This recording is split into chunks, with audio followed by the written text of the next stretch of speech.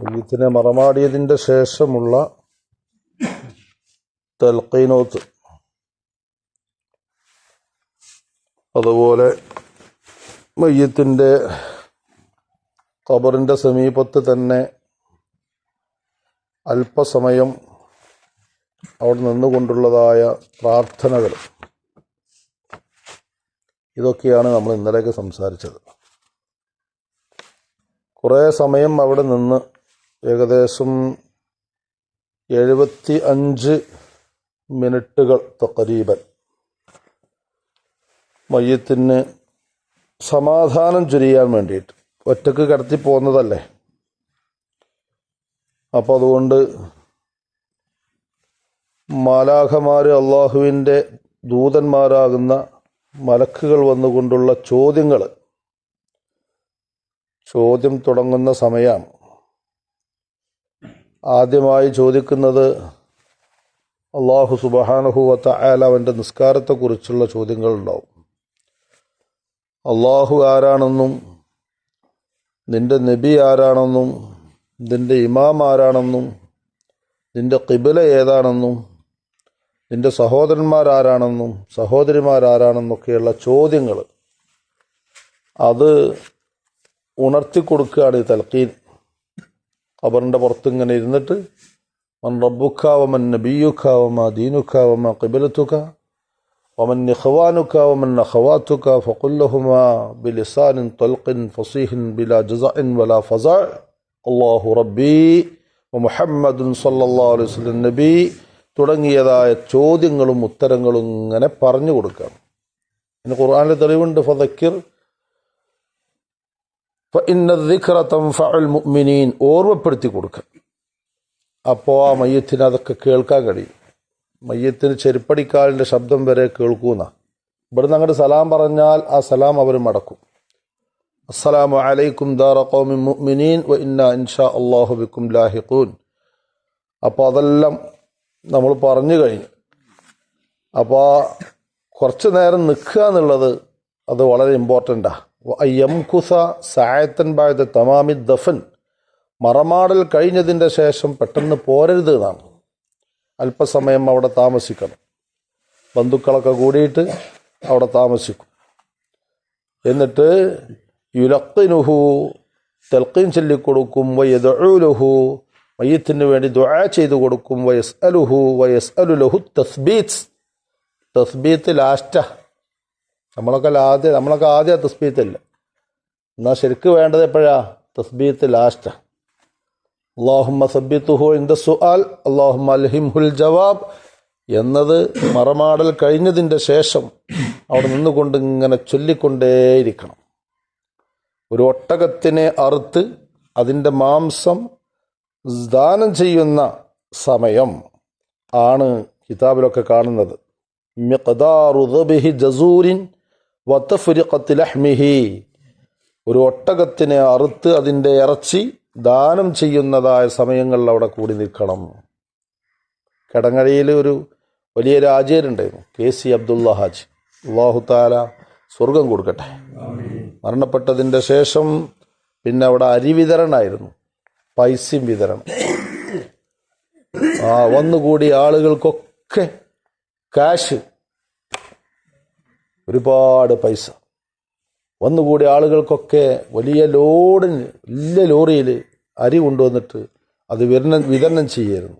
നമ്മൾ ഇന്നലെ പറഞ്ഞു, ബഹുമാനപ്പെട്ട ഇമാം നബവി റളിയല്ലാഹു അൻഹു അവർ പറയുന്ന അദ്കാറിൽ വയസ്തഇലുൽ ഖാഇദൂന ബിതിലാവത്തിൽ ഖുർആൻ, ഖുർആൻ ഓതിക്കൊണ്ട് ഇങ്ങനെ. മഅദിൽ നിന്നൊരു കുട്ടി മരിച്ചു. മഅദിൽ നിന്ന് ഒരു അദനി കുട്ടി, എൻ്റെ നാട്ടിലുള്ള ഷാപ്പിൻകുന്ന് മഹല്ലിലാണ് ഖബറുള്ളത്. ഖാസിം അദനി ഫൈനൽ വർഷത്തിലാണ് മരണപ്പെട്ടത്. അല്ലാഹു തആല സ്വർഗം കൊടുക്കട്ടെ. പാപ്പാൻ്റെയും ഉമ്മാൻ്റെയും ഒരു പ്രതീക്ഷയായിരുന്നു. ആക്സിഡൻറ്റിൽ മരണപ്പെട്ടു. അങ്ങനെ മഅദിനത്തെ കുട്ടികളും ഉസ്താദുമാരും വന്ന് ഖബറിൻ്റെ മറമാടിയതിൻ്റെ ശേഷം അവിടെ 7 ദിവസവും 14 ദിവസവും പിന്നെ നിരന്തരമായ ഓത്തായിരുന്നു. തിലാവത്തുൽ ഖുർആൻ, ഖുർആൻ ഓതിക്കൊണ്ട് ഖബറിങ്ങനെ നിൽക്കുക. പുര കെട്ടും ചിലയിടത്തൊക്കെ. വദ്ദുആഇ ലിൽ മയ്യിത്തി, മയ്യിത്തിന് വേണ്ടി പ്രാർത്ഥിച്ചുകൊണ്ട്. വൽ വഅളി, വയല് പറയുക, അവിടുന്ന് ഇങ്ങനെ ഉപദേശിച്ചു കൊടുക്കുക ഖബറിൻ്റെ അടുത്ത്. അതൊക്കെ മയ്യത്തിന് ഈനാസാണ്, നേരം പോക്കാണ്. ബഹുമാനപ്പെട്ട അംർ ബിൻ ആസ് റളിയല്ലാഹു അൻഹു സ്വഹാബിയാണ്.